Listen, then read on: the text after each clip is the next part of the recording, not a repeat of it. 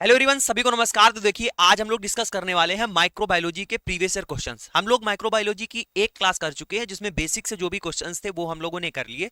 आज ये दूसरी क्लास है, इसमें बहुत ही बेहतरीन और शानदार क्वेश्चन रखे हुए हैं जो कि अदर एग्जाम्स में आए हुए हैं, चाहे वो आपका एमसीआरई हो, एमपी ग्रुप 5 हो, चाहे वो आपका राजस्थान एनएसएम हो। जो भी लैब टेक्नीशियन के एग्जाम्स हैं उन्हीं के ये पूछे हुए क्वेश्चन है या फिर एग्जाम में आ सकते हैं, ऐसे क्वेश्चन यहाँ पर रखे गए हैं। मेरे भाई, अगर आप पहली बार चैनल पर आए हो तो सब्सक्राइब कर लेना और ये क्लास करना। ये क्लास करने के बाद में आप डिसाइड कर पाएंगे कि हाँ मेरे भाई, यहाँ पर हमको क्लासेस करनी चाहिए, क्योंकि यहाँ पर जो हम क्वेश्चन डिस्कस करेंगे डिटेल एक्सप्लेनेशन के साथ में, ताकि आपकी थ्योरी भी साथ में कंप्लीट होते चले। ठीक है, ये नहीं कि हमने आज 50 क्वेश्चन करा दिए, ऐसा नहीं होगा। यहाँ पर हम लोग डिटेल क्वेश्चन जो है एक्सप्लेन करते हुए, चीजों को समझते हुए चलेंगे। साथ में इसकी पीडीएफ है, आपको टेलीग्राम पर मिल जाएगी, डिस्क्रिप्शन बॉक्स में लिंक है। क्लास के बाद में इसका पीडीएफ आपको मिल जाएगा। हैंड रिटन नोट्स के तरीके आप उसको रिवाइज करने के तौर पे पढ़ सकते हैं। ठीक है, तो चलिए शुरू करते हैं। लैटेक्स एग्लूटिनेशन टेस्ट क्वेश्चन है।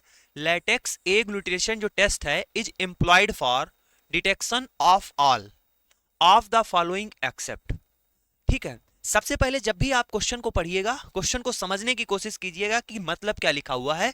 इस क्वेश्चन का मतलब यह है कि जो लैटेक्स एग्लूटिनेशन जो टेस्ट है वो किया जाता है डिटेक्शन के लिए ऑफ ऑल। यहां पर जो चार ऑप्शन दिए गए हैं इनमें से कह रहा है कि सभी के लिए, और एक्सेप्ट छोड़कर, एक को छोड़कर। यानी इसका मतलब यह है किन्हीं तीन के लिए लैटेक्स एग्लूटिनेशन टेस्ट किया जाता है और एक को छोड़कर। ठीक, उसी को आपको बताना है। चार ऑप्शन आपके सामने क्या दिए गए हैं। पहला है हेपाटाइटिस बी, दूसरा है एएसओ, तीसरा है आरएच एंटीबॉडी आरए फैक्टर, और चौथा है आपके सामने सीआरपी। ठीक, अब सुनो, जो लैटेक्स एग्लूटिनेशन जो टेस्ट होता है मेरे भाई, ये क्या होता है। जो लैटेक्स एग्लूटिनेशन जो टेस्ट होता है, ये मेरे भाई नाम से ही पता चल रहा है, क्योंकि इस पर जो है पॉलीस्टीरीन लैटेक्स के पार्टिकल होते हैं। ठीक, पॉलीस्टीरीन लैटेक्स पार्टिकल होते हैं। ठीक, इन्हीं के ऊपर क्या रहता है, एंटीजन एंटीबॉडी होते हैं, वो डिटेक्शन के लिए प्रयोग किए जाते हैं। ये पॉलीस्टीरीन लैटेक्स जो पार्टिकल होते हैं, जो लैटेक्स एग्लूटिनेशन जो टेस्ट है मेरे भाई, ASO, RH antibody RA factor और सीआरपी, इन तीनों के लिए किया जाता है। ठीक, मैंने क्या कहा कि एएसओ, आरएच एंटीबॉडी और सीआरपी। सीआरपी क्या है, सी रिएक्टिव प्रोटीन है। आरए क्या है, रेमोटॉइड आर्थराइटिस है। एएसओ क्या है, एंटी स्ट्रेप्टो ओ लाइसिन एंटीबॉडी है। ठीक है, एंटी स्ट्रेप्टोलाइसिन ओ एंटीबॉडी क्या है, एएसओ। इन सभी के लिए क्या होता है, लैटेक्स एग्लूटिनेशन टेस्ट करते हैं। ठीक, और उसके अलावा आप यहां पर देखिए कौन सा ऑप्शन बच गया। ये आपके सामने ऑप्शन बचता है हेपाटाइटिस बी। हेपाटाइटिस बी के लिए कौन सा टेस्ट करते हैं, reverse passive haem agglutination test. क्या कहेंगे, यहां पर लिखते हैं रिवर्स पैसिव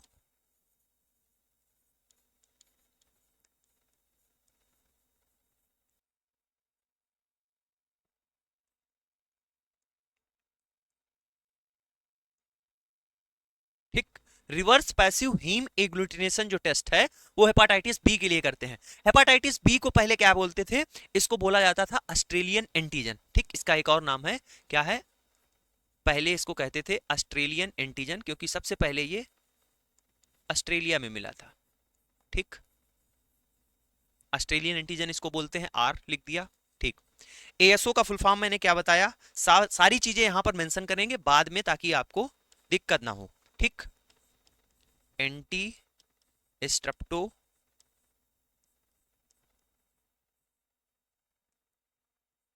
लाइसिन ओ एंटीबॉडी। ठीक, अब आरएच एंटीबॉडी आरए फैक्टर, आप जानते हैं आरए फैक्टर रेमोटॉइड आर्थराइटिस होता है। और ये जो है आरए फैक्टर रेमोटॉइड आर्थराइटिस में क्या होता है मेरे भाई, इसमें क्या होता है, इन्फ्लेमेशन हो जाता है जो ज्वाइंट्स होते हैं। ठीक है, ज्वाइंट्स में क्या होता है, inflammation, inflammatory disease of joint. ठीक, या फिर कनेक्टिव टिश्यू भी कहते हैं। और इसके अलावा आप जानते हैं ये कैसा है, ये ऑटो इम्यून डिजीज है। ठीक, कैसी है, ऑटो इम्यून डिजीज है। और समझिए, सीआरपी लिखा हुआ है, सीआरपी क्या होता है, सीआरपी आप जानते हैं C reactive protein, C reactive protein, ये किस लिए करते हैं मेरे भाई? सीआरपी जो है आप जानते हैं ये क्या है? Marker of inflammation. ठीक, क्या है ये? Marker of inflammation.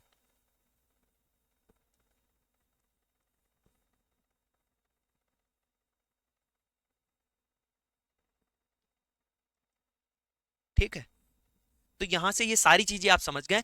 अब इसमें भी आप देखेंगे जो लैटेक्स एग्लूटिनेशन टेस्ट होता है, एक होता है एंटीजन के लिए, एक होता है एंटीबॉडी के लिए। वो अगर यहां पर पूछा जाता तो हम वो भी बताते।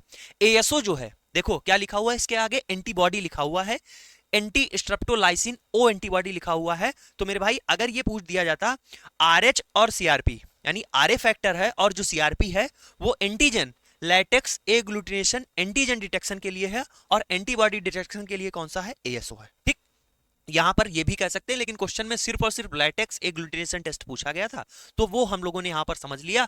वो इन तीनों के लिए एएसओ हो, चाहे आरए फैक्टर हो, चाहे वो सीआरपी हो, एंटीजन एंटीबॉडी की यहां पर बात नहीं की गई थी, तो वो हम लोग नहीं कर रहे हैं। लेकिन आपको बता दिया कि जो है एएसओ जो होता है एंटी स्ट्रेप्टोलाइसिन ओ एंटीबॉडी जो होता है, यहां पर अगर और भी स्पेसिफिक पूछा जाता लैटेक्स एग्लूटिनेशन एंटीबॉडी डिटेक्शन के लिए कौन सा टेस्ट करते हैं, तो आप बताते एएसओ किया जाता है। ठीक है, तो यहां से आई होप आप चीजें समझ पाए होंगे। अब इस तरीके से आपको सारे क्वेश्चन यहां पर करवाए गए होंगे। ठीक है मेरे भाई, अगर आप इस चैनल पर पहले से ही जुड़े हुए हैं तो आप जानते हैं इसी तरीके से आपको यहां पर कंटेंट मिलता है, तो इसको और भी नए लोगों के साथ में मेरे भाई शेयर कीजिएगा। ठीक है, आगे चलते हैं, देखते हैं। हाँ देखो मेरे भाई, मैंने आपसे बोला था कि 1 तारीख से यानी 1 जुलाई से आपको, ठीक है, बहुत ही बेहतरीन कंटेंट आपका जो नॉन टेक्निकल पोर्शन है और टेक्निकल पोर्शन है उसका आपको मिलने वाला है। मैंने आपको बताया था कि ये भाई प्ले स्टोर पे जाना है, एजुकेशन मसाला जो है ये एप्लीकेशन आपको मिल जाएगा प्ले स्टोर पे, इसको आपको इंस्टॉल कर लेना है। इंस्टॉल करने के बाद में यहाँ पर एक सेक्शन आएगा कि आप कंपिटेटिव एग्जाम की तैयारी कर रहे हैं या फिर पैरामेडिकल, आप पैरामेडिकल को सिलेक्ट करके सेव कर लेना। आपके सामने ऐसा कुछ इंटरफेस खुल के आ जाएगा, पेज, होम पेज, जहां पर आप देखोगे अभी कोई भी पेड कोर्स नहीं है, सारे के सारे अभी फ्री कोर्स हैं, आपको मिल जाएंगे। एप्लीकेशन पर आपको जॉब की अलर्ट हो गई, फ्री पीडीएफ हो गई, सिलेबस हो गया, बुक्स हो गई और फिर एमसीक्यू हो गए, ये सारी चीजें एप्लीकेशन पर आपको मिल जाएंगी। फ्री कोर्सेज पर जाएंगे तो देखो histo, cyto, biochemistry, lab diagnosis, blood bank, haematology, ये फ्री आप कास्ट यहाँ पर जो है आपको क्लासेस मिल जाएंगी, आप इन क्लासेस को कर सकते हैं। ठीक है, और 1 तारीख से आप जानते हैं नॉन टेक्निकल टेक्निकल इसके जो है आपको पेड बैचेस मिनिमम कास्ट पे आपको मिल जाएंगे, बहुत ही ज्यादा लो कास्ट पर मिलेगा और क्वालिटी आप जानते हैं, आप देख सकते हैं क्लासेस, आप यूट्यूब पर फ्री ऑफ कॉस्ट देख रहे हैं तो आपको पता चल ही रहा होगा किस तरीके का आपको यहाँ पर कंटेंट प्रोवाइड किया जाएगा। ठीक है, और इन्हीं सबको चीजों को लेकर अभी आपकी रेगुलर क्लास नहीं हो पा रही थी, लेकिन मेरे भाई आज से आप लोग 9 बजे, ठीक है, रात 9 बजे आप आ जाइएगा। ठीक है, आपको डेली क्लास मिलेगी एमसीक्यू की, यहां पर चाहे 15 क्वेश्चन कराए जाएं या फिर 20 क्वेश्चन, इसी तरीके से डिटेल एक्सप्लेनेशन के साथ में क्लासेस आपको मिलेंगी। ठीक है, तो आज से आप 9 बजे डेली हम लोग कंटिन्यू क्लास करेंगे। ठीक है, जुड़े रहिएगा और अपने साथियों को भी बता दीजिएगा। क्वेश्चन है दूसरा, in which type of cell, ठीक है, माइटोकॉन्ड्रिया, ठीक, in which type of cell mitochondria is present in cytoplasm. ठीक, पूछा जा रहा है कौन सी सेल में, कौन सी टाइप की जो सेल है माइटोकॉन्ड्रिया प्रेजेंट होता है साइटोप्लाज्म में। ठीक, पूछा गया, ए ऑप्शन दिया गया prokaryote, bacterial cell, eukaryote, both A and C. ठीक, अब समझो जो माइटोकॉन्ड्रिया होता है ये मेरे भाई मेम्ब्रेनस बाउंड ऑर्गेनेल है, सेल वाला चैप्टर आप लोग पढ़े होंगे। ठीक है, मेम्ब्रेनस बाउंड ऑर्गेनेल है। ठीक, क्योंकि इसके पास क्या है, क्योंकि इसके आउटर मेम्ब्रेन आप जानते हैं। ठीक, माइटोकॉन्ड्रिया के चारों ओर क्या होती है, मेम्ब्रेन होती है, ये मेम्ब्रेनस बाउंड ऑर्गेनेल है। उसके अलावा आप ये भी जानते हैं कि जो माइटोकॉन्ड्रिया है मेम्ब्रेनस बाउंड ऑर्गेनेल है, ये सिर्फ और सिर्फ किस में पाया जाएगा, जो मेम्ब्रेनस बाउंड ऑर्गेनेल होते हैं ये पाए जाते हैं यूकैरियोट में। ठीक, किसमें, यूकैरियोट में। प्रोकैरियोटिक में क्या होता है, यूकैरियोटिक में मेम्ब्रेनस बाउंड ऑर्गेनेल पाए जाते हैं, प्रोकैरियोटिक में मेम्ब्रेनस बाउंड ऑर्गेनेल नहीं पाए जाते हैं। दूसरी चीज, आप माइटोकॉन्ड्रिया को जानते हैं किसके लिए होती है, माइटोकॉन्ड्रिया रिस्पॉन्सिबल होती है फॉर एटीपी जनरेशन के लिए, इसीलिए उसको कोशिका का पावर हाउस कहते हैं। ठीक, तो यहां पर ये लिखते हैं रिस्पॉन्सिबल फॉर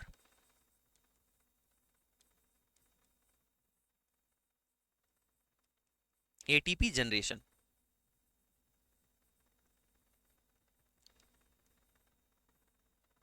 अब हाई स्कूल और फर्स्ट ईयर में तो आप है नहीं, तो कोशिका का पावर हाउस पूछा जा सकता है, कभी कभी पूछा जाता है, लेकिन इस तरीके से आपको क्वेश्चन पूछे जाएंगे, तो यहां से ये चीज समझ गए। अब देखो, बताया यहां पर पहला ऑप्शन है प्रोकैरियोट, क्या है, प्रोकैरियोट है। दूसरा ऑप्शन क्या लिखा हुआ है, बैक्टीरियल सेल लिखी हुई है। तो मेरे भाई देखो, प्रोकैरियोट और बैक्टीरियल सेल, इन दोनों में बात की जाएगी तो मेरे भाई माइटोकॉन्ड्रिया नहीं पाया जाएगा, क्योंकि आप जानते हैं इनमें माइटोकॉन्ड्रिया नहीं होता है, ठीक। सी ऑप्शन देखो, सी ऑप्शन क्या लिखा हुआ है, यूकैरियोट, और आपको बताया है कि मेम्ब्रेनस बाउंड जो ऑर्गेनिल है वो किस में पाए जाते हैं, वो यूकैरियोट में पाए जाते हैं। अब सुनना, एक बहुत ही बेहतरीन क्वेश्चन आप हमें बताइएगा कि कौन सा ऐसा सेल ऑर्गेनिल है जो दोनों में पाया जाता हो, जो प्रोकैरियोट में भी पाया जाता हो और यूकैरियोट में पाया जाता है, बताइए।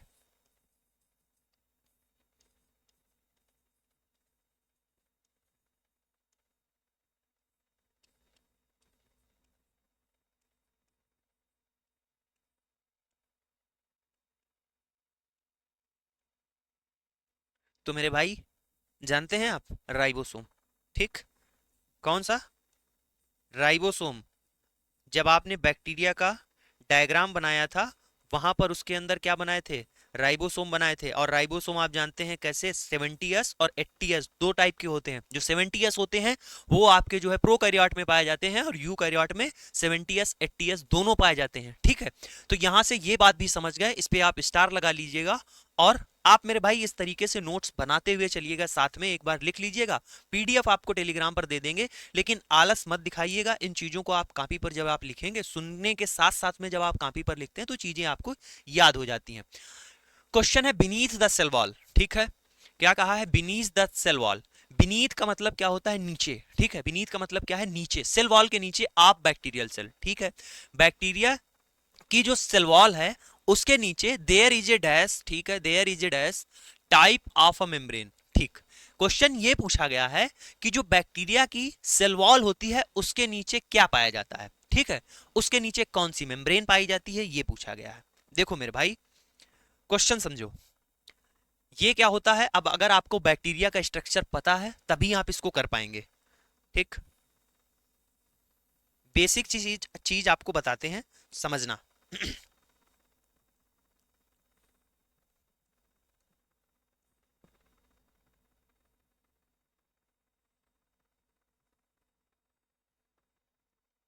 ये क्या हो गया, अभी बताते हैं, इसके बाद में देखो।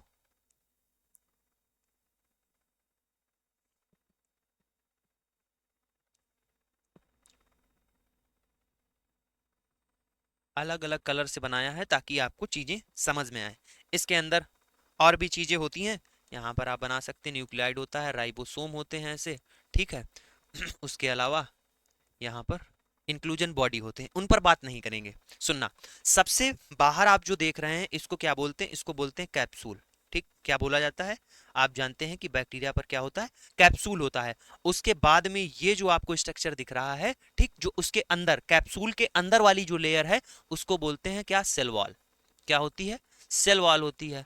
और ये जो आपको ग्रीन कलर की दिख रही है, ठीक, ब्लू कलर की दिख रही है, इसको क्या बोलते हैं, इसको मेरे भाई बोला जाता है, ये होती है प्लाज्मा मेम्ब्रेन। क्या होती है, इसको बोलते हैं प्लाज्मा मेम्ब्रेन, ठीक। सबसे बाहर क्या होती है, सबसे बाहर कैप्सूल होता है, कैप्सूल के बाद में सेल वॉल होती है, और सेल वॉल के बाद में क्या होती है, प्लाज्मा मेम्ब्रेन होती है। अब यही पूछा गया है कि beneath the cell wall of bacterial cell, cell wall के नीचे कौन सी है, तो ये सेल वॉल है, और सेल वॉल के नीचे कौन सी है, सेल वॉल के नीचे प्लाज्मा मेम्ब्रेन है। ऑप्शन देखिए, सी ऑप्शन, ठीक। क्या देख रहे हैं, सी ऑप्शन देख रहे हैं। उसके अलावा थोड़ा यहां पर देखिएगा, बोथ ए एंड सी लिखा हुआ है। क्या लिखा हुआ है, ए एंड सी। तो एक भी पढ़ लेते हैं, क्या लिखा है, साइटोप्लाज्म मेम्ब्रेन। क्या साइटोप्लाज्म मेम्ब्रेन भी कहेंगे प्लाज्मा मेम्ब्रेन को, क्या, सुनिए, ठीक। देखो मेरे भाई, मैंने आपको क्या बताया, इसमें ये न्यूक्लियाइड होता है, ये राइबोसोम होते हैं, ठीक, राइबोसोम होते हैं, और इंक्लूजन बॉडी होते हैं, ठीक है, इंक्लूजन बॉडी होते हैं। और आप जानते हैं क्या, यहां पर मेरे भाई साइटोप्लाज्म भी तो होगा, और जो साइटोप्लाज्म को घेरने वाली झिल्ली होगी उसको क्या बोलेंगे, उसको साइटोप्लाज्म मेम्ब्रेन बोलेंगे। क्या बोलेंगे, साइटोप्लाज्म मेम्ब्रेन। वही झिल्ली साइटोप्लाज्म को भी घेर रही है, उसी को ही प्लाज्मा मेम्ब्रेन बोलते हैं। तो इसका मेरे भाई डी ऑप्शन राइट होगा, ए एंड सी। बहुत ही अच्छा क्वेश्चन है, ठीक, ए एंड सी, समझे मेरे भाई, ठीक है। आगे चलते हैं क्वेश्चन पर। क्वेश्चन है कोकाई, ठीक है, cocci bacteria are dash shape, ठीक। कोकाई जो बैक्टीरिया होते हैं वो किस शेप के होते हैं पूछा गया, स्फेरिकल, ओवल, कामा या फिर बोथ ए एंड बी। ये भी क्वेश्चन अच्छा है। तो मेरे भाई सुनो, जो कोकाई होते हैं वो स्फेरिकल शेप हो गया और आपका क्या हो गया, ओवल शेप, दोनों प्रकार के होते हैं। मतलब इनका जहां पर भी आप पढ़ेंगे तो आपको लिखा मिल जाएगा स्फेरिकल या फिर ओवल, ठीक।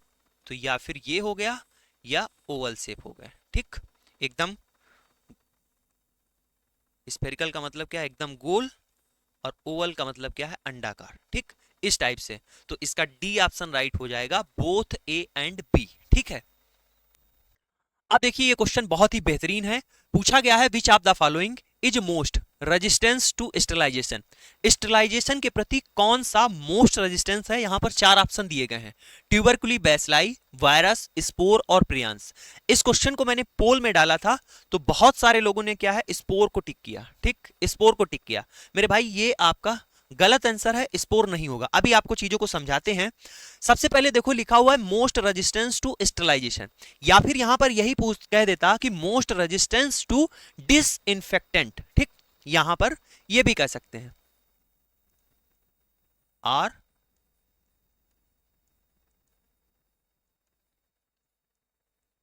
स्टरलाइजेशन या फिर डिसइंफेक्टेंट, ठीक है।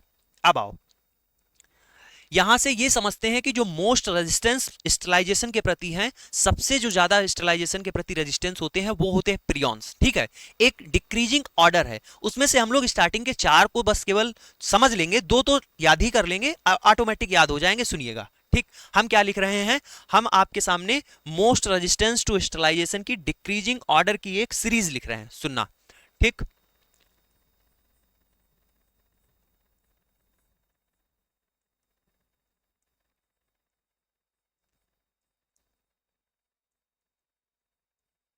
Most resistance to sterilisation decreasing order लिख रहे हैं।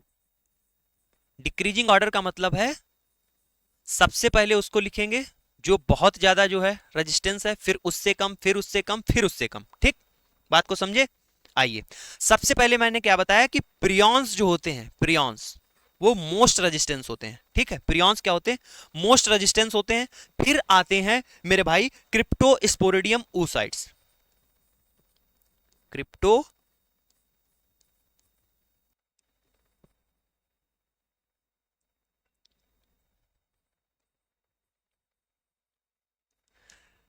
क्रिप्टोस्पोरिडियम oocytes के बाद में आते हैं मेरे भाई बैक्टीरियल स्पोर्स, ठीक, कौन से, बैक्टीरियल स्पोर्स।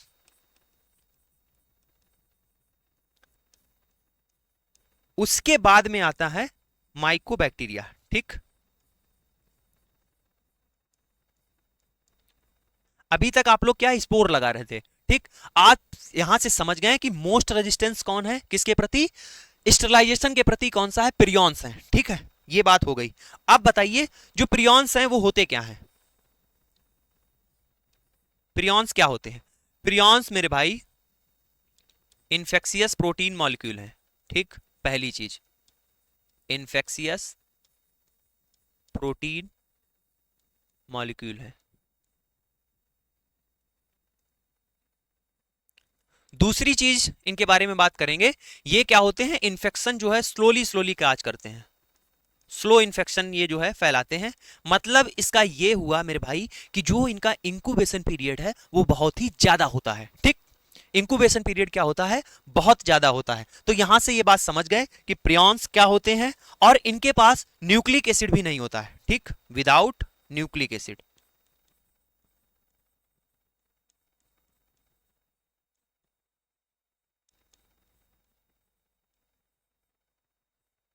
क्या बोलो भाई, समझ में आया कि नहीं। मोस्ट रेजिस्टेंस टू स्टरलाइजेशन या फिर डिसइंफेक्टेंट कौन होते हैं, प्रियॉन्स होते हैं। प्रियॉन्स के बाद में अगर आपको ऑप्शन दे दिया जाए तो क्रिप्टोस्पोरिडियम बोलेंगे, उसके बाद में बैक्टीरियल स्पोर आते हैं, और सबसे लास्ट में आपके माइकोबैक्टीरिया है वो आते हैं। प्रियॉन्स क्या होते हैं, इन्फेक्शियस प्रोटीन मॉलिक्यूल होते हैं, स्लोली इन्फेक्शन काज करते हैं। इसका मतलब क्या है, इनका इंक्यूबेशन पीरियड बहुत ही ज्यादा होता है और विदाउट न्यूक्लिक एसिड होते हैं, ठीक। चीजें आपको याद हो गई, आगे चलते हैं। क्वेश्चन है स्पाइरोकीट्स आर, जो स्पाइरोकीट्स होते हैं, आर लिखा हुआ डैश फॉर्म, पूछा गया है स्पाइरोकीट्स का फॉर्म कैसा होता है, शेप कैसा होता है, दिखते कैसे हैं। ठीक है, ए ऑप्शन है रॉड शेप, दूसरा है स्पाइरल, तीसरा है स्पेरिकल, चौथा है कामा। अब इस क्वेश्चन को करने का तरीका है एलिमिनेशन मेथड। हमको नहीं आता है कि स्पाइरोकीट्स का फॉर्म कैसा होता है। ठीक, देखो कामा शेप के जो होते हैं वो होते हैं विब्रियो। ठीक, ये बात आपको पता हो गई। स्फेरिकल, स्फेरिकल शेप का अभी बताया, या स्फेरिकल या फिर ओवल जो शेप होता है वो होता है कोकाई का। किसका होता है? कोकाई का। रॉड शेप कौन होते हैं? बेसिलाई होते हैं। बेसिलाई कैसे होते हैं? रॉड शेप के होते हैं। बचता है मेरे भाई बी ऑप्शन, स्पाइरल फॉर्म। तो स्पाइरोकीट्स कैसे होते हैं? स्पाइरल फॉर्म के होते हैं। अभी जाइएगा नहीं, अभी तो शुरुआत हुई है। हमने सिर्फ और सिर्फ क्या समझा कि जो स्पाइरल फॉर्म में स्पाइरोकीट्स का जो स्ट्रक्चर है कैसा दिखता है, स्पाइरल में दिखता है। इस तरीके से आपको देखने को मिलेंगे स्ट्रक्चर जब आप देखेंगे। ठीक, इस तरीके से। तो ये क्या है? स्पाइरोकीट्स। स्पाइरोकीट्स के अंतर्गत आपने नाम सुना है ट्रिपैनोनिमा पैलेडियम। ठीक है, ट्रिपैनोनिमा पैलेडियम स्पाइरोकीट्स के अंतर्गत आता है और क्या काज करता है आपको पता होगा। कमेंट बॉक्स में कमेंट करके बताइएगा, बहुत बार क्वेश्चन कराया है। ठीक है, अब समझना स्पाइरोकीट्स। स्पाइरोकीट्स के बारे में कुछ थोड़ी बहुत यहां पर चीजों को हम लोग समझते हैं। देखो, ये तो एक तरीके के बेसिलाई होते हैं। ठीक, और मोस्ट बात करोगे तो ज्यादातर ग्राम निगेटिव। ठीक, ग्राम निगेटिव बेसिलाई है पहली चीज। इनके बारे में क्या जानी कि स्पाइरोकीट्स जो होते हैं वो ग्राम निगेटिव बेसिलाई होते हैं। ठीक है, इनकी कुछ प्रॉपर्टी की बात करोगे तो ये फ्लेक्सिबल होते हैं। ठीक, कैसे? फ्लेक्सिबल, इलांगेटेड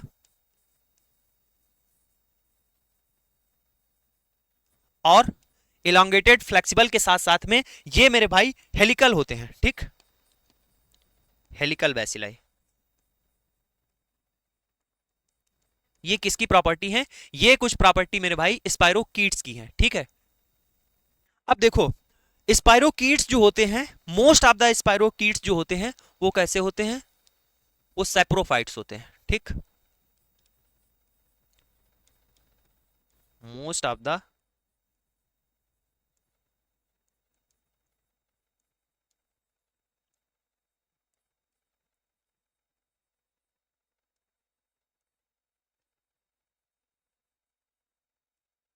अब स्पाइरोकीट्स में भी मेरे भाई बात करी जाए कि कौन से ह्यूमन पैथोजन है, तो मेनली आप जानते हैं ट्रिपैनोनिमा पैलेडियम हो गया पहला, यहीं पर लिख देते हैं। जो स्पाइरोकीट्स हैं ह्यूमन पैथोजन की बात करोगे तो एक तो हो गया ट्रिपैनोनिमा पैलेडियम। ठीक, दूसरा हो गया बोरेलिया और तीसरा होता है लेप्टोस्पाइरा। ठीक, ये क्या है? ये मेनली ह्यूमन पैथोजन है जो ह्यूमन में क्या करते हैं? डिजीज काज करते हैं। ठीक है,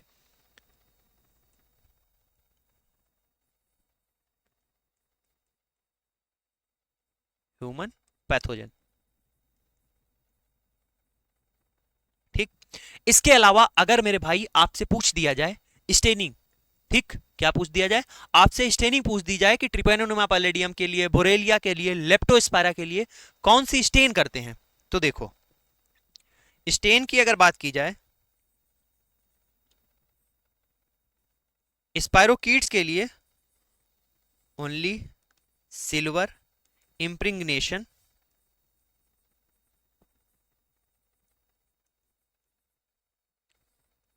स्टेन करते हैं, एक्सेप्ट छोड़कर किसको? बोरेलिया को।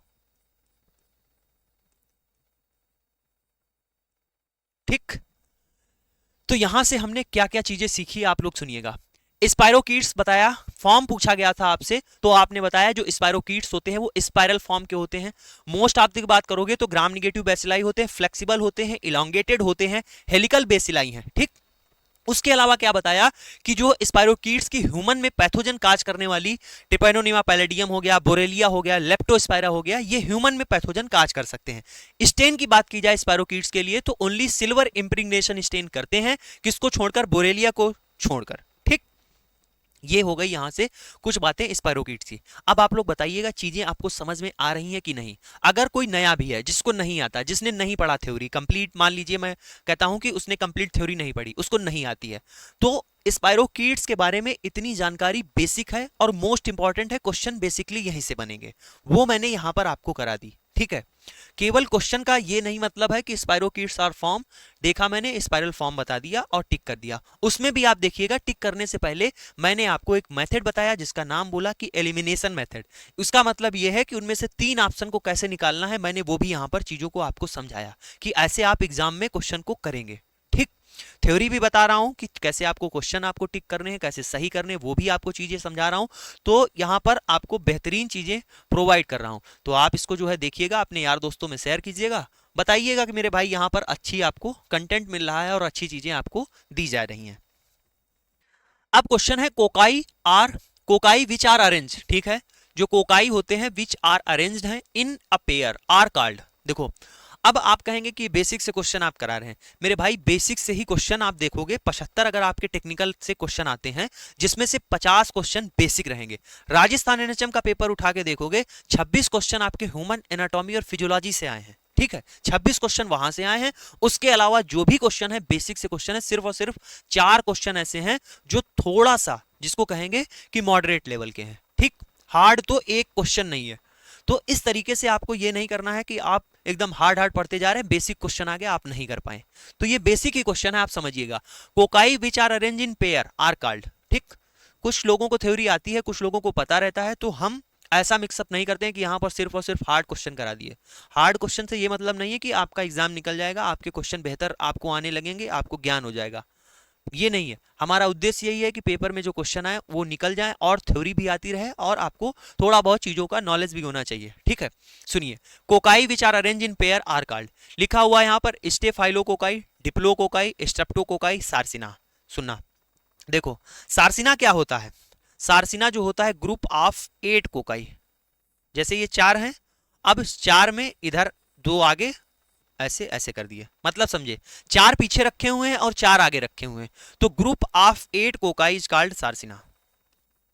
ग्रुप ऑफ 8 कोकाई,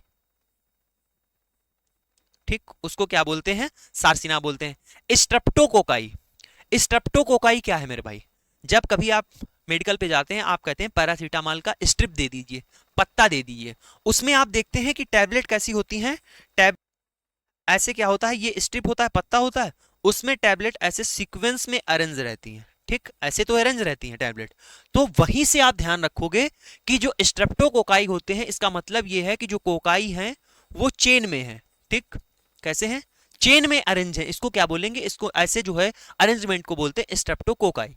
डिप्लोकोकाई कहा गया है, डिप्लोकोकाई यानी 2, डिप्लो का डाई का मतलब क्या है, 2, डिप्लोकोकाई। स्टेफाइलोकोकाई, स्टेफाइलोकोकाई मेरे भाई क्लस्टर ऑफ कोकाई, ऐसे cluster of cocci is called, cluster of cocci को क्या कहेंगे, क्लस्टर ऑफ कोकाई को बोलेंगे स्टेफाइलोकोकाई। अब आप यहां से बताइएगा कि जोड़े में कौन है, पेयर में कौन है, तो जोड़ा 2 का है, ये देखिएगा, इसका बी ऑप्शन मेरे भाई क्या हो जाएगा, राइट हो जाएगा। ठीक है, आगे चलते हैं। क्वेश्चन है चाइनीज लेटर अरेंजमेंट। ठीक, क्या बोला गया है, Chinese letter arrangement is seen in which type of bacteria, किस टाइप के बैक्टीरिया में चाइनीज लेटर अरेंजमेंट शो होता है आपको बताना है। क्वेश्चन पर स्टार लगाइएगा, मोस्ट इंपॉर्टेंट क्वेश्चन है, बेहतरीन क्वेश्चन है। ठीक, स्टेफाइलोकोकाई में, कॉर्नी बैक्टीरियम में, एक्टिनोमाइसीटीज में, स्पाइरोकीट्स में। ठीक, यह बताया गया। अब सुनो, जो ये चाइनीज लेटर अरेंजमेंट है ये मेरे भाई किसमें शो होता है, ये होता है कॉर्नी बैक्टीरियम में, किसमें, कॉर्नी बैक्टीरियम में। ठीक, बी ऑप्शन इसका राइट होगा। अभी सुनिए, चाइनीज लेटर अरेंजमेंट ना देकर यहां पर बोल देता कि क्यूनिफॉर्म्स, क्या बोलता, cuneiforms is seen is which type of bacteria, तब भी आप क्या बताते, कॉर्नी बैक्टीरियम बताते।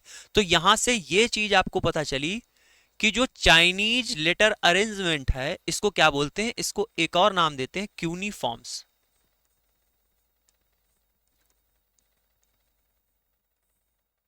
ठीक, आर इसको क्या बोलते हैं, इसको बोलते हैं क्यूनिफॉर्म्स बोलते हैं। ठीक है, देखो मेरे भाई, जो कॉर्नी बैक्टीरियम होता है उसके सैंपल के लिए क्या लेते हैं, थ्रोट का जैसे स्वैब ले लिया, ठीक, सुनना, थ्रोट स्वैब लिया,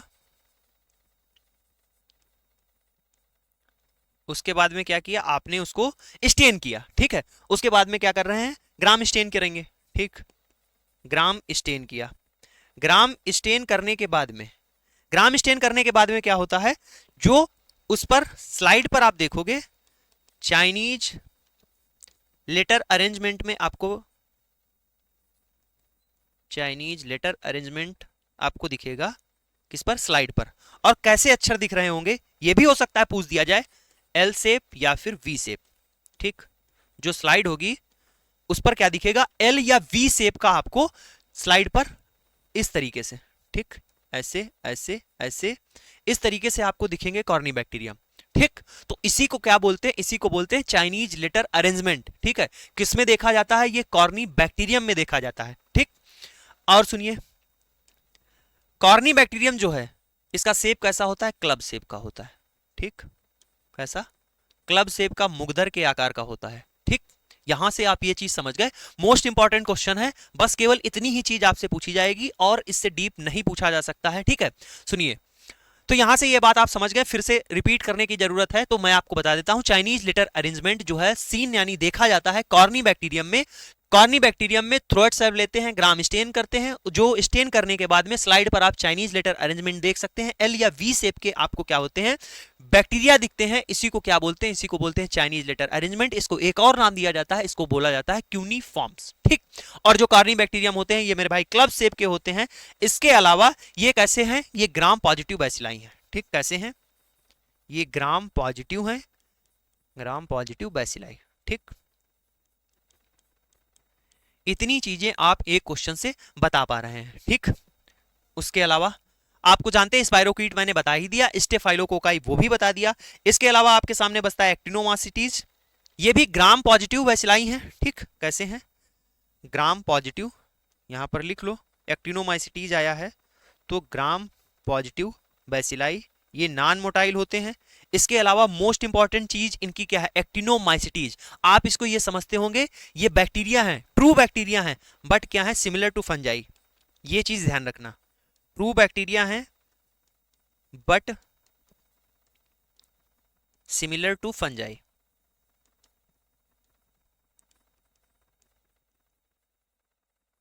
ये प्रॉपर्टी पूछी जा सकती है, स्टार मैंने लगा दिया है, ठीक, आगे चलिए क्वेश्चन देखते हैं, bacilli which are arrange in chain are called, अब देखो कोकाई मैंने बताया, मान लीजिए आपको ये बैसिलाई में नहीं भी बताता, ये एग्जाम में अगर क्वेश्चन आ जाता, आप थोड़ा सा भी दिमाग को चलाते तो वहां पर मैंने क्या बताया था कि चेन में जो होंगे उनको क्या बोलते हैं, स्ट्रेप्टो बोलते हैं, अब स्ट्रेप्टो देखो, स्ट्रेप्टो यहां पर लिखा, बैसिलाई की बात की गई है तो ये क्या हो गया, स्ट्रेप्टो बैसिलाई हो गया, ठीक, बात को समझे कि नहीं, मैंने क्या बताया था कि जो बैक्टीरिया है, जो कोकाई है, अगर स्ट्रिप में है, ठीक, एक स्ट्रिप्ट में है, एक चेन में है, तो उसको क्या बोलते हैं, स्ट्रेप्टो बैसिलाई बोलते हैं, ठीक है, उसके अलावा यहां पर एक और दिख रही है चीज, क्या बोलते हैं, लैक्टोबैसिलस, लैक्टोबैसिलस क्या है आप जानते हैं, लैक्टोबैसिलस क्या है, बैक्टीरिया है, कहां पाए जा रहे हैं, आपके माउथ में पाए जाते हैं, गट में पाए जाते हैं और वेजाइना में भी पाए जाते हैं, ठीक, तो तीन जगह आपको ये देखने को मिल जाएंगे, माउथ में भी, गट में भी, ठीक, और वेजाइना में,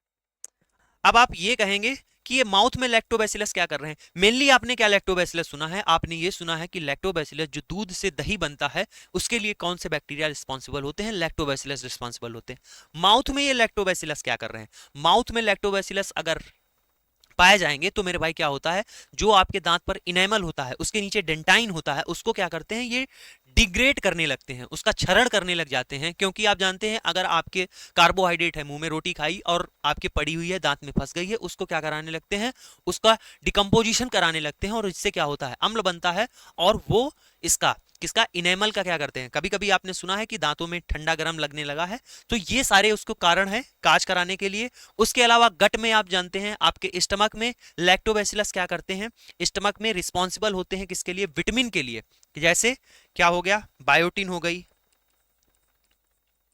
B12 हो गया, ठीक, इनके सबके लिए रिस्पॉन्सिबल होते हैं कौन?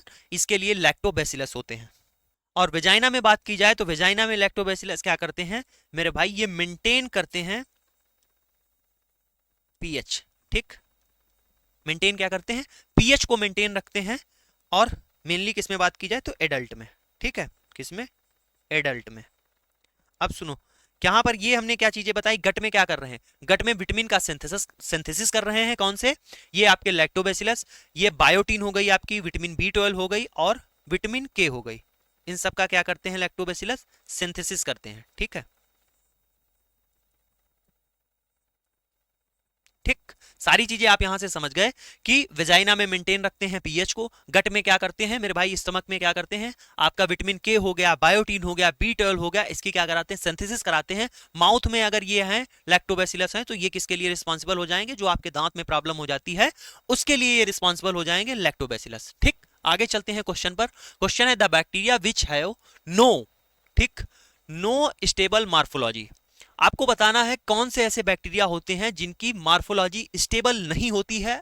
कॉल्ड एक्टिनोमाइसिटीज, माइकोप्लाज्मा, विब्रियो और कोकाई। अभी हमने एक्टिनोमाइसिटीज के बारे में बात बताई, तो अगर ऐसी बात होती कि नो स्टेबल मार्फोलॉजी वाली तो हम जरूर आपको बताते, तो ऐसी तो बात है नहीं। तो देखो, एक यहां पर बी ऑप्शन दिया हुआ है माइकोप्लाज्मा। माइकोप्लाज्मा क्या होता है? माइकोप्लाज्मा के पास सेल वॉल नहीं होती है। और जिसके पास, देखो मेरे भाई, जिसके पास क्या है, जैसे ये किसी का शेप है, ठीक, शेप का मतलब बॉडी की बात कर लेते हैं। जैसे देखो ये सर्कल हम कह रहे हैं इस चीज को, ठीक, या इसको ओवल कह रहे हैं। क्यों इसको सर्कल कह रहे हैं, क्यों इसको ओवल कह पा रहे हैं? इसीलिए कह पा रहे हैं क्योंकि एक जो इसकी मार्फोलॉजी है, बाहर से कैसा दिख रहा है, एकदम इसका गोल है आकार, तो इसको सर्कल बोल ले रहे हैं। ओवल इसको ये कह रहे हैं क्योंकि ये अंडे जैसा दिख रहा है। अब इसकी क्या हो, इसकी मार्फोलॉजी नहीं हो, कोई कभी ये ऐसा दिख रहा है, कभी इसका ऐसा दिख रहा है, कभी ये ऐसा दिख रहा है, तो इसका क्या है, इसके बाहर से सेल वॉल ही नहीं है। ठीक है, तो इसकी स्टेबल मार्फोलॉजी ही नहीं है। कौन किसकी? माइकोप्लाज्मा की। अब सुनिए, जो माइकोप्लाज्मा होते हैं, एक एक बात करते हैं, ठीक, यहां से लिखते हुए चलते हैं ताकि आपको नोट्स भी मिलते जाएं। सबसे पहले माइकोप्लाज्मा की बात करेंगे तो ये क्या होते हैं? ये मेरे भाई फ्री लिविंग होते हैं। ठीक, free living to environment, environment में ये फ्री पाए जाते हैं। ठीक, उसके अलावा स्मॉलेस्ट होते हैं, स्मॉलेस्ट माइक्रोब्स हैं। और स्मॉलेस्ट माइक्रोब है, अभी मैंने एक बात बताई कि ये क्या है, ये रिजेंबल है, मैच खाते हैं किससे? वायरस से। ठीक, रिजेंबल टू वायरस। कौन कौन सी इनकी कुछ प्रॉपर्टी हैं, वायरस से मैच करती हैं? कैसे? एक तो सबसे पहले ये स्मॉलेस्ट हैं, बहुत छोटे हैं। दूसरी चीज क्या है इनकी? दूसरी इनकी प्रॉपर्टी ये है कि ये जो बैक्टीरियल फिल्टर पेपर होता है उसको ये क्रॉस कर जाते हैं। ठीक, इतने छोटे होते हैं, cross the bacterial filter paper.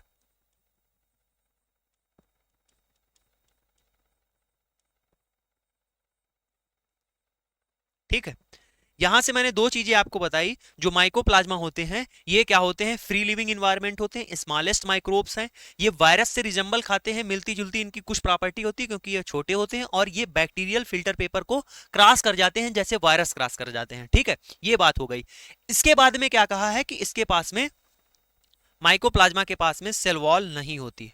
ठीक, अगर इसके पास सेल वॉल नहीं है तो इसका मतलब क्या है? No stable morphology. ठीक,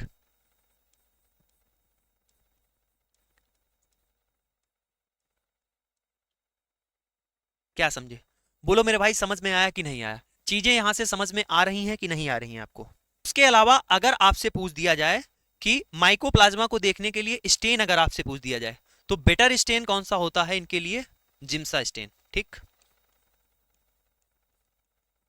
बेटर स्टेन कौन सा है? जिम्सा स्टेन है। ठीक,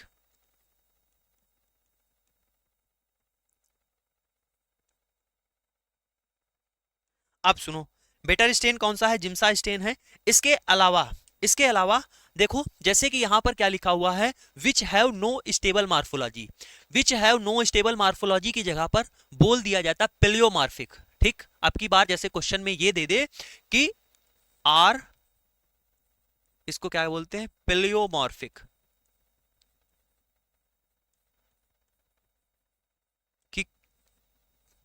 पेलियोमार्फिक। पेलियोमार्फिक का मतलब क्या है कि उसकी स्टेबल मार्फोलॉजी नहीं है, इसको ये भी बोलते हैं। हो सकता है इस बार क्वेश्चन को बदल दे, इस तरीके से पूछ दे कि द बैक्टीरिया विच शो पेलियोमार्फिक, ठीक है? तो आपको बताना रहेगा माइकोप्लाज्मा। मैंने यहां पर आपको कितनी चीजें बताई आप सुनिएगा, हर एक क्वेश्चन को आपको रिपीट करते हुए चल रहे हैं ताकि आपको सारी चीजें याद हो जाएं। कि माइकोप्लाज्मा मैंने बताया कि नो स्टेबल मार्फोलॉजी है, इसका मतलब क्या है? पिलियोमॉर्फिक कंडीशन है। जो माइकोप्लाज्मा होते हैं इनके पास सेल वॉल नहीं होती है, इसीलिए इनको नो स्टेबल मार्फोलॉजी है। बेटर स्टेन किससे है? जिंसा स्टेन के द्वारा है। फ्री लिविंग होते हैं एनवायरमेंट में, स्मॉलेस्ट माइक्रोब हैं। रिजेंबल होते हैं किसके तरीके से? वायरस के तरीके से, क्योंकि ये स्मॉल होते हैं और बैक्टीरियल फिल्टर पेपर को क्या कर देते हैं? क्रॉस कर देते हैं, ठीक है? आगे चलते हैं, यहां से आपका ये क्वेश्चन खत्म होता है, ठीक? आइए, क्वेश्चन है इनक्लोज्ड विस्किड लेयर, ठीक है, around the bacterial cell wall is known as, ठीक? अब क्या पूछा है? पूछा है कि जो सेल वॉल के, बैक्टीरिया की सेल वॉल के चारों ओर, ठीक है, इनक्लोज्ड विस्किड लेयर, जीवाणु कोशिका के भित्ति के चारों ओर संलग्न चिपचिपी परत को क्या कहते हैं? मैंने पीछे डायग्राम बनाया है, ठीक? मैंने पीछे डायग्राम बनाया था, सिर्फ 3 चीजों का ही बनाया था, आपको दिखाते हैं।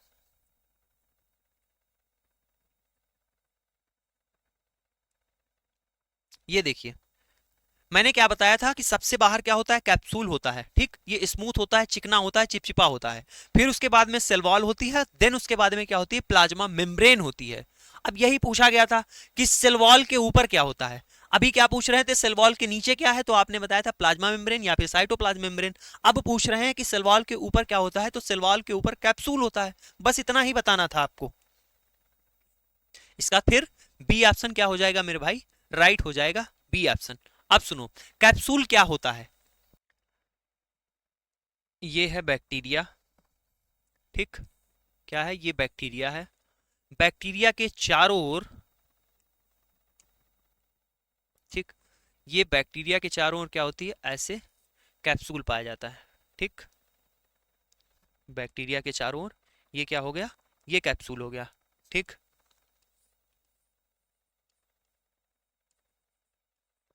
और ये अंदर क्या है? अंदर बैक्टीरिया की सेल वॉल है, ठीक? मैंने आपको बताया क्या होता है। जो बैक्टीरिया की सेल वॉल होती है, इसके चारों ओर जो कैप्सूल होता है वो मेरे भाई एमॉर्फस, कैप्सूल की बात कर रहे हैं, एमॉर्फस विस्किड लेयर होती है, ठीक है? किसकी बनी होती है? Glyco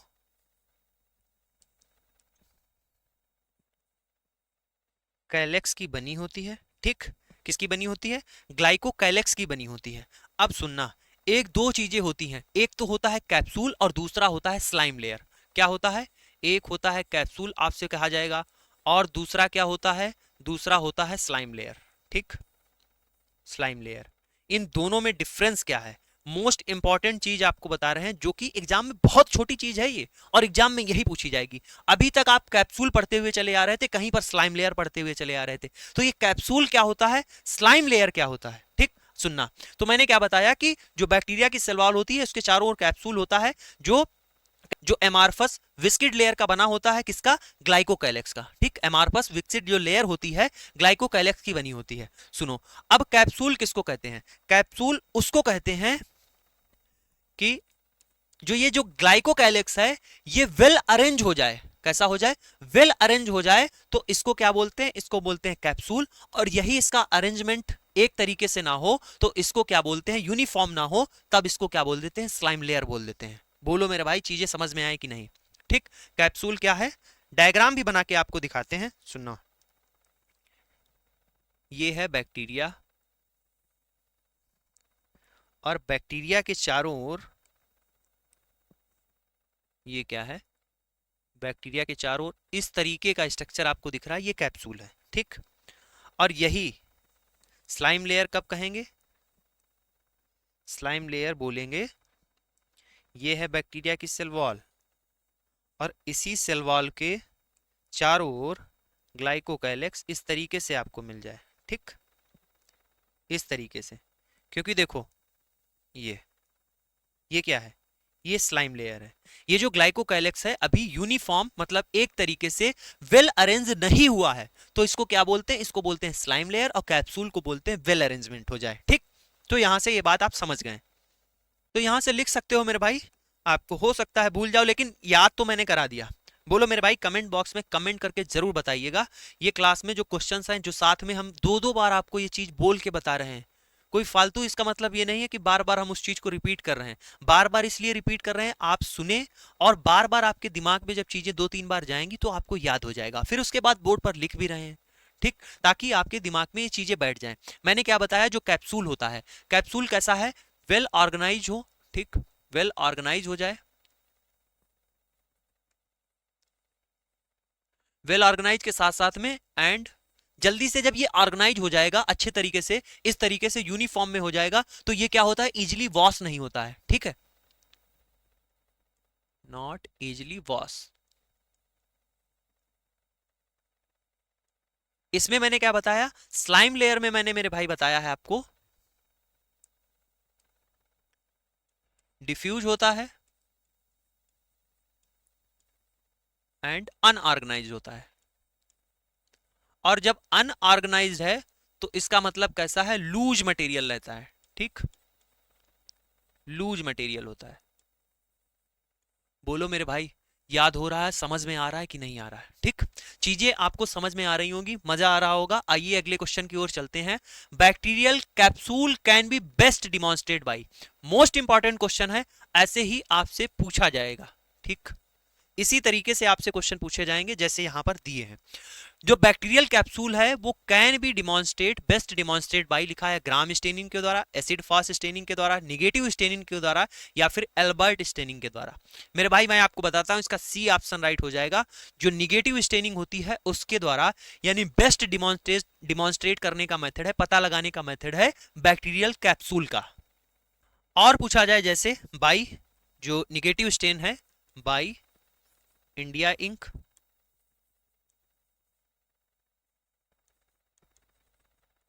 and nigrosin stain. ठीक, ये बात हो गई। ठीक, समझ गए। और भी तरीके हैं। ठीक, सीरोलॉजिकल टेस्ट है, बेसिक चीज आपको बता रहे हैं जो आपके लिए इंपॉर्टेंट है। आगे चलिएगा। Dash absent in the cell wall of gram negative bacteria, most important question है। आप समझ लीजिए कि अगर बैक्टीरियल सेल वॉल से क्वेश्चन आ रहा है तो आपसे ऐसे क्वेश्चन जरूर पूछे जाएंगे कि पेप्टोग्लाइकॉन की लेयर हो गई, टिकोइक एसिड हो गया, ग्राम पॉजिटिव में पाया जाता है कि नहीं पाया जाता है, ये आपसे पूछा जाना ही है। ठीक, तय होता है, पूछा ही जाता है। तो यहां से चार्ट बना लेते हैं एक और बताते हैं। अब देखो यहां पर हमने चार चीजें लिख ली है कैरेक्टर की, पेप्टोग्लाइकन लेयर, लिपिड कंटेंट, लाइपोपॉलीसेकेराइड और टिकोइक एसिड। ये चार मोस्ट इंपॉर्टेंट हैं, यही आपसे पूछी जाती हैं और यही आती भी हैं। ठीक है, मोस्ट इंपॉर्टेंट यही है। अब पहला क्या दिया है, पेप्टोग्लाइकन की जो लेयर होती है वो ग्राम पॉजिटिव में कैसी होती है, थिक होती है। ठीक, कैसी होती है, थिक होती है। और ग्राम निगेटिव की बात करोगे, ग्राम निगेटिव में कैसी होती है, थिन होती है। ठीक, क्या बोला, जो पेप्टोग्लाइकन की लेयर होती है ग्राम पॉजिटिव में कैसी होती है, थिक होती है, और ग्राम निगेटिव में क्या होता है, थिन होती है। लिपिड कंटेंट कैसा होता है, लिपिड कंटेंट ग्राम पॉजिटिव में क्या होता है, नील होता है, और ग्राम निगेटिव में क्या होता है, प्रेजेंट होता है।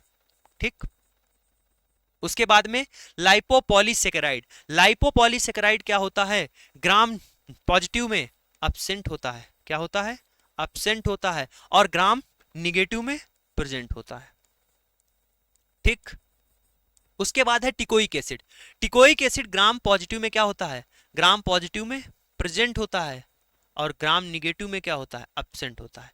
मेरे भाई ये चार की मेहनत कर लेना, इन चार को कैसे भी रट लेना। लिपिड कंटेंट चाहे तो छोड़ देना एक बार, लेकिन पेप्टोग्लाइकन लेयर, लाइपोपॉलीसेकेराइड और टिकोइक एसिड, ये तीन चार रट्टा जरूर मार लेना। क्वेश्चन आएगा और आपको एक नंबर देके जाएगा, एक या दो नंबर का आपको नंबर देके जाएगा, और इससे डायरेक्ट क्वेश्चन यही पूछा जाएगा। पूछा है dash absent in the cell wall of gram negative bacteria, absent क्या है, ग्राम निगेटिव बैक्टीरिया में टिकोइक एसिड है, इसका मेरे भाई डी ऑप्शन क्या हो जाएगा, राइट हो जाएगा। फ्री का नंबर है, ये चार आपको सिर्फ और सिर्फ याद करने हैं, इसको याद कर लेना मेरे भाई। कोई भी लॉजिक नहीं, कोई भी कॉन्सेप्ट नहीं, कुछ भी नहीं, बस इसको समझ लेना। देखो बहुत चीज है जो सेल वॉल होती है ग्राम पॉजिटिव की ग्राम निगेटिव की, उसमें बहुत सारी लेयर होती हैं, उसमें टिकोइक एसिड, लिपिड कंटेंट, पेप्टोग्लाइकन, बहुत सारे जो सारी चीजें होती हैं। बस आप इसको बनाइए, इस चार्ट को याद रखिएगा और इसी के बेस पे क्वेश्चन आएगा, आपका आंसर निकल जाएगा। ठीक है, ये थे सारे क्वेश्चन। आप कमेंट करके जरूर बताइएगा कि क्वेश्चन की क्वालिटी कैसी लगी, क्वेश्चन का एक्सप्लेनेशन कैसा रहा और क्या इंप्रूवमेंट चाहिए। जैसा कि मैंने आपको बताया कि अभी कुछ दिन से आपकी रेगुलर क्लास नहीं हो पा रही थी, जिसका रीजन था एप्लीकेशन। ठीक है, तो डिस्क्रिप्शन बॉक्स में आपको एप्लीकेशन का भी लिंक मिल जाएगा, या फिर प्ले स्टोर पे जाना, एजुकेशन मसाला ऐप को डाउनलोड कर लेना। फ्री क्लासेस वहां पर हैं, नोट्स हैं, वो सारी चीजें आप डाउनलोड करके उन चीजों को आप एक्सेस कर सकते हैं। उसके अलावा मेरे भाई इस चैनल पर अगर पहली बार आए थे तो सब्सक्राइब करके जाना, अपने यार भाई बहन दोस्त को शेयर करना। डेली अब आपकी 9 बजे क्लास, चाहे आपके 15 क्वेश्चन हो पाए चाहे 20 क्वेश्चन हो पाए, ऐसे ही डिटेल एक्सप्लेनेशन के साथ में करेंगे जैसे शुरुआत में करते हुए हम लोग आ रहे थे। डेली 9 बजे आपकी यहां पर क्लास होने वाली है। इस चैनल पर आप सब्सक्राइब करके भाई मेरे रख लेना मुझको। ठीक है, उसके अलावा यहां पर फैक्ट वाला मनीष ये इंस्टाग्राम है, इस पर आप फॉलो कर लीजिएगा। आपको स्टोरी फॉर्मेट में कोई भी न्यूज अपडेट आती है यहां पर हम आपको देंगे। मोस्ट इंपॉर्टेंट है, आप टेलीग्राम जरूर ज्वाइन कीजिएगा। क्लास के बाद में देखो, क्लास के बाद में ऐसे पीडीएफ आपको टेलीग्राम पर अपलोड कर देते हैं, आप इसको डाउनलोड कर लीजिएगा। लेकिन मेरे भाई पूरी क्लास करिएगा। ठीक है, पूरी क्लास करने के बाद, सुनने के बाद में ही ये पीडीएफ आपके काम की है, वरना पीडीएफ एकदम बेकार है, कूड़ा है। मैं साफ बात बोलता हूं कि पीडीएफ आपके लिए कूड़ा है, एकदम बेकार है। उसका रीजन भी मैं आपको बता दूं कि जैसे अभी आपको एक क्वेश्चन दिखा रहा हूं, ठीक, कोई भी क्वेश्चन आप उठा के देख लेना, कोई भी, जैसे मैं आपको कोई क्वेश्चन दिखा दूं, आप समझ ही नहीं पाएंगे क्या चीजें हैं। ठीक, लिखा बहुत बेहतरीन है सारी चीजें, जब तक उसको सुनेंगे नहीं तब तक समझेंगे नहीं। लिखा है स्पाइरोकीट्स कैसे होते हैं, most of the gram negative bacilli हैं, ऐसे एरो भी लगाना था जो कि भूल गया, नहीं लगाया। तो जब तक आप इस चीजों को सुनेंगे नहीं और उसके साथ में जब तक इस क्लास को नहीं करेंगे, पीडीएफ आपके कोई काम की नहीं है, एकदम रद्दी है।